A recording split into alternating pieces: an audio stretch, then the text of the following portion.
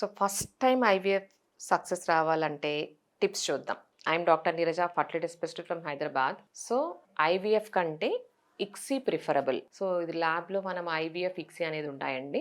So ఐవీఎఫ్లో మనము eggs, sperms పెట్టి డిష్లో వేసేసి అదంతకదే ఫర్టిలైజ్ చేసేటట్టు చూస్తాం. ఇక్సీ అంటే ఎగ్, స్పర్మ్ సెలెక్ట్ చేసి ఒక ఎగ్, ఒక స్పర్మ్ ఇంజెక్ట్ చేస్తాం through ICSI microscope. So fertilization కంపల్సరీగా అయ్యేటట్టు చూస్తాం. దీన్ని ఇక్సీ అంటాం. సో ఇక్సీ వల్ల ఒక్కోసారి మనకు better fertilization and better embryo formation ఉంటుంది. ఇంకొకటి డే 3 కంటే day 5 embryo transfer, that is blastocyst transfer ద్వారా కూడా ఎక్కువ మనకు ఫస్ట్ టైమే ఐవీఎఫ్ సక్సెస్ అయ్యే అవకాశాలు ఉంటాయి. తర్వాత కపుల్ హెల్త్, స్మోకింగ్, ఆల్కహాల్ ఏం లేదు, ఎక్సర్సైజ్ చేసుకోవాలి, స్ట్రెస్ తగ్గించుకోవాలి, డైట్ మెయింటైన్ చేసుకోవాలి, హెల్దీ లైఫ్ స్టైల్, ఇవి కూడా చాలా important. And correct medication, timely medication, ఎంత రిలాక్స్డ్గా ఉన్నారు, ఎంత పాజిటివ్గా ఉన్నారు, ఎంత సపోర్ట్ ఉంది, ఫ్యామిలీ సపోర్టు, హస్బెండ్ సపోర్టు, ఇది కూడా చాలా ఇంపార్టెంట్. తర్వాత ఐవీఎఫ్ ల్యాబ్ స్టాండర్డ్స్ ఏంటి, వాళ్ళ ప్రోటోకాల్ ఏంటి, వాళ్ళ టీమ్ ఏంటి,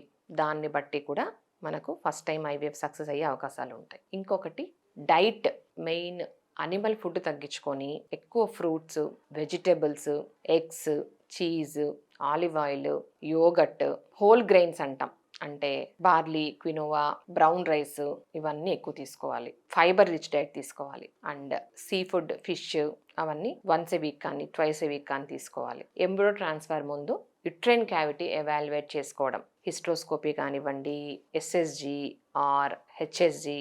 సో ఇవన్నీ tips to get success in first IVF. Thank you.